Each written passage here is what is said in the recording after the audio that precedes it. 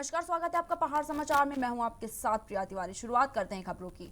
उत्तराखंड में night curfew का असर साफ नजर आने लगा है। प्रदेश में विवाह समारोह में केवल 100 लोगों के शामिल होने की अनुमति दी गई है। शादी विवाह समारोह से जुड़े कारोबारियों के मुताबिक पिछले साल बैंकेट हॉल की तमाम बुकिंग कोविड के चलते कैंसिल हो गई थी, जबकि इस साल एक बार फिर कोरोना की मार से हर तरफ हाहाकार है। शादी विवाह से संबंधित कारोबारी एक बार फिर मंदी की मार पड़ने से परेशान दिखाई दे रहे हैं। जो शादियां रात में होने वाली थी वो अब नाइट कर्फ्यू के चलते दिन के समय की डिमांड कर रही है। कई लोग अपना एडवांस वापस लेने की मांग कर रहे हैं। अधिकतर लोग तो अपनी बुकिंग कैंसिल करा रहे हैं, जिससे बैंकेट हॉल और टेंट कारोबारियों के सामने आर्थिक संकट पैदा हो रहा है।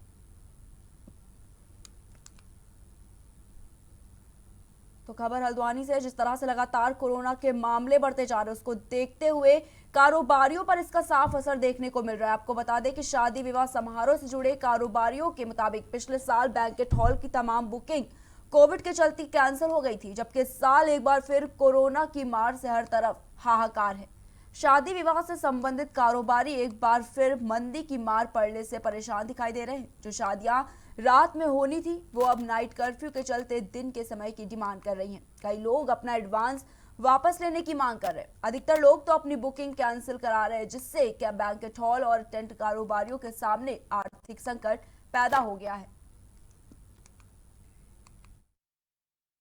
कि आजकल का जो समय है उसमें क्या होता है कि पार्टियां एक इवेंट करती है, लड़के और लड़की वाले ज्वाइंट इवेंट करते हैं और उसके बाद अगले दिन दोनों अपने यहाँ महिला संगीत करते हैं। तो अब जब रात का इवेंट ही नहीं होगा तो फिर महिला संगीत कहाँ से होगी? तो फिर वो कारोबार पूरा ही हमारा। जंगलों में आग लगने की घटना अक्सर सामने आ ही जाती है। वहीं बीते दिनों राजाजी टाइगर रिजर्व क्षेत्र में अचानक भीषण आग लग गई। देखते ही देखते आग जंगल के भीतर फैलने लगी और अब की ऊंची ऊंची लपटें उठने लगी। जंगल को जलते हुए देख कोहरी माफी के प्रधान रोहित नौटियाल ने इसकी सूचना ऋषिकेश तहसील में दी, जिसके बाद ऋषिकेश तहसीलदार अमृता शर्मा ने सूचना मिलते ही फायर ब्रिगेड की गाड़ियां बुलवाई। फायर ब्रिगेड की 4 गाड़ियां मौके पर पहुंची और आग को बुझाने में जुट गई।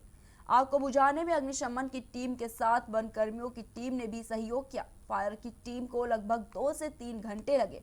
हालांकि जंगल में आग किस वजह से लगी अभी उसका कारण पता नहीं चल पाया है। फिलहाल इसकी जांच की जा रही है।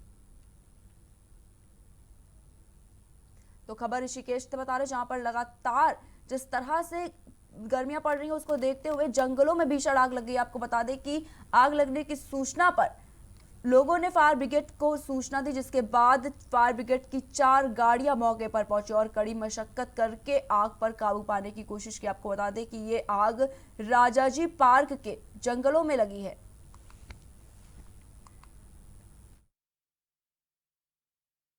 जंगल की में ये आग की जो सूचना थी, ये मुझे ग्राम प्रधान गौरी माफी द्वारा उपलब्ध कराई गई थी। तत्काल फायर को सूचित किया गया आग बुझाने के लिए।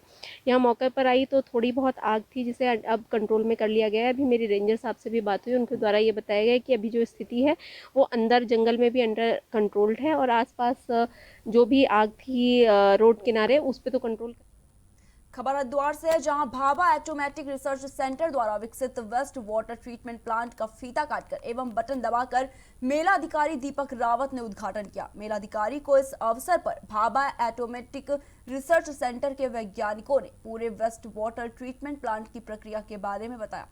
वैज्ञानिकों ने बताया कि इस ट्रीटमेंट प्लांट से 15,000 लीटर पानी प्रतिदिन शुद्ध किया जाता है। साथ ही साथ ये प्लांट 4 घंटे में 1700 लीटर पानी शुद्ध कर सकता है। साथ ही इस शोधित किए हुए पानी को गार्डनिंग आदि में भी इस्तेमाल कर सकते हैं। इस ट्रीटमेंट प्लांट की विशेषता यह है कि यह काफी कम जगह में स्थापित किया जा सकता है। वैज्ञानिकों ने बताया कि इसके रखरखाव का खर्च बहुत ही कम है। इसके अलावा मेला क्षेत्र के विभिन्न स्थानों पर 11 स्थायी वाटर एटीएम भी स्थापित किए गए, जो हरिद्वार के लिए स्थायी सौगात है।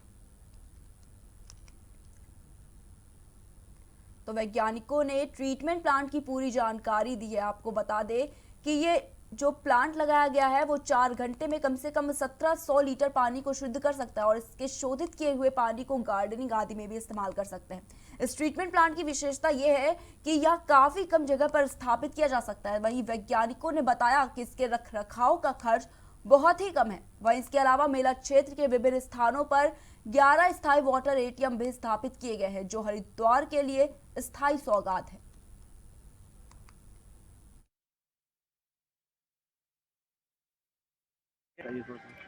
देखिए, भाभा परमाणु अनुसंधान केंद्र द्वारा ये एसटीपी कुंभ मेले को दिया गया है और ये 15 केएलडी इसकी कैपेसिटी है। इसकी अच्छी बात यह है कि जो पारंपरिक एसटीपीज होते हैं उसके मुकाबले एक तो बहुत कम जगह घेरता है और एनर्जी एफिशिएंट भी है, मेंटेनेंस कॉस्ट भी इसमें काफ़ी कम है।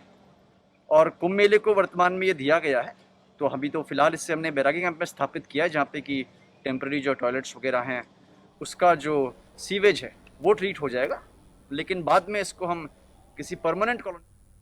बढ़ते अगली खबर की ओर। भाजपा के वरिष्ठ नेता और पूर्व केंद्रीय मंत्री बच्चू सिंह रावत के निधन के बाद उनका पार्थिव शरीर हल्द्वानी उनके आवास लाया गया, जिसके बाद उनके पार्थिव शरीर के दर्शन के लिए भाजपा कार्यालय में रखा गया, जहां मुख्यमंत्री तीरथ सिंह रावत, भाजपा प्रदेश अध्यक्ष मदन कौशिक जी, आपको बता दें कि इसमें पूर्व मुख्य तीरथ सिंह रावत भी मौजूद रहे, वहीं भाजपा प्रदेश अध्यक्ष मदन कौशिक और केंद्रीय मंत्री रमेश पोखरियाल निशंक, वहीं सांसद अजय भट्ट सहित कई वरिष्ठ नेताओं ने पार्थिव शरीर पर पुष्प अर्पित कर उन्हें श्रद्धा सुमन अर्पित किए। साथ ही भाजपा का ध्वज लपेटकर उन्हें श्रद्धांजलि दी गई। साथ ही उनके साथ बिताई गई यादों को साझा किया। मुख्यमंत्री तीरथ सिंह रावत ने कहा कि उनके निधन से भाजपा के साथ ही पूरे प्रदेश को एक बड़ी क्षति हुई है, जिसकी भरपाई होना नामुमकिन है।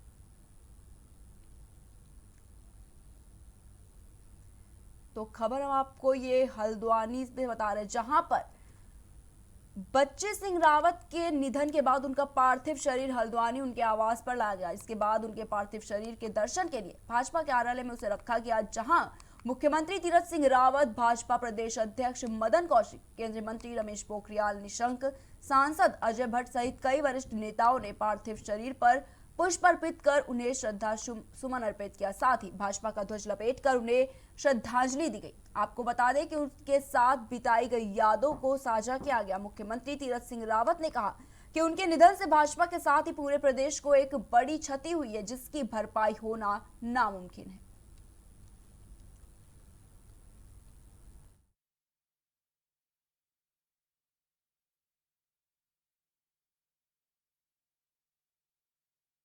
प्रदेश के अध्यक्ष सभी पदों पर रहते हुए जहां उनका संगठनात्मक और प्रशासनिक दोनों अनुभव थे और इस राज्य के विकास में उनकी अहम भूमिका रही है। इस राज्य में आज भारतीय जनता पार्टी की मजबूती में उनका अहम रोल रहा है। ऐसे नेता के जाने से निश्चित रूप से जहां भारतीय जनता पार्टी को क्षति हुई है, वहीं इस राज्य को भी बहुत क्षति हुई है। मैं अपनी ओर से उनको श्रद्धासुमन अर्पित करते हुए कि वो जो प्रेरणा थी वो निरंतर हम उसको आगे लेकर बढ़ते कि आज आदरणीय दादा का जाना हम सबके लिए बड़ा दुखदाई है। और बच्चीदा का जिस तरह से नेचर था, जो स्वभाव था उनका, आम जन के साथ में एक सुगम और सुविधा लोगों को भी रहती थी, कार्यकर्ताओं को तो थी। जहाँ चाहे वहाँ उठ जाएं, वहाँ बैठ जाएं, और उसको हम सब लोग भूल नहीं सकते। पार्टी के लिए उनका लंबा। फिलहाल इतना ही। देश दुनिया की तमाम बड़ी खबरों को देखने के लिए देखते रहिए प्राइम टीवी।